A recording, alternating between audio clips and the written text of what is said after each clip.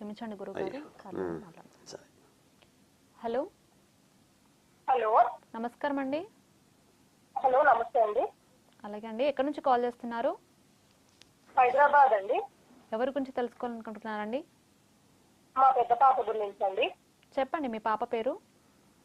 మా పాప పేరు దేవహర్షిని అండి. దేవదర్శినియా?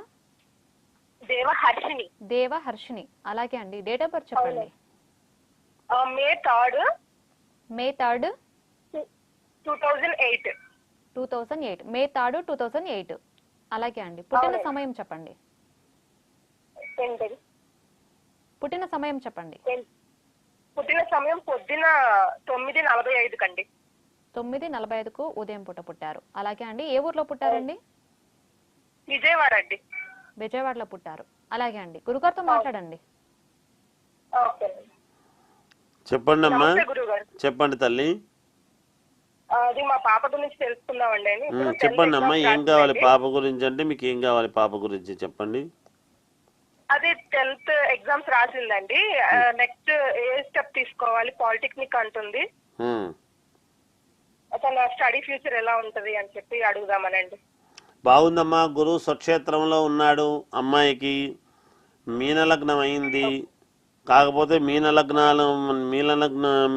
జాతకులకు వీళ్లకు కొంచెం ఏలినాటి శని ప్రభావం అనేటువంటిది ఉంటుంది. అయితే పెద్దగా ఇబ్బంది పడాల్సింది ఏం లేదు. మిథున లగ్నం అయింది అమ్మాయిది.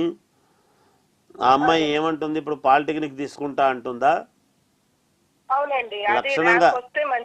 లక్షణంగా చేయించండి అమ్మా. ఖచ్చితంగా చేయగలుగుతుంది. చాలా అనుకూలంగా ఉంటుంది. చేయించండి అమ్మా, ఏమి ఇబ్బంది లేదు. అమ్మాయికి ఏది నచ్చితే చేయమనండి, మేలు జరుగుతుంది. అది ఏ ఫీల్డ్ తనకి ఎంచుకుంటే బాగుంటుంది అంటారు తర్వాత? అదే అమ్మా, ఇప్పుడు చెప్తున్నారు కదా, ఆ అమ్మాయికి అనుకూలమైనటువంటిది ఆ అమ్మాయి మనస్సును బట్టి ఆ అమ్మాయి ఏది చేస్తానంటే చేయమనండి, ఏం పర్వాలేదు. Okay okay. Thank you for calling అండి.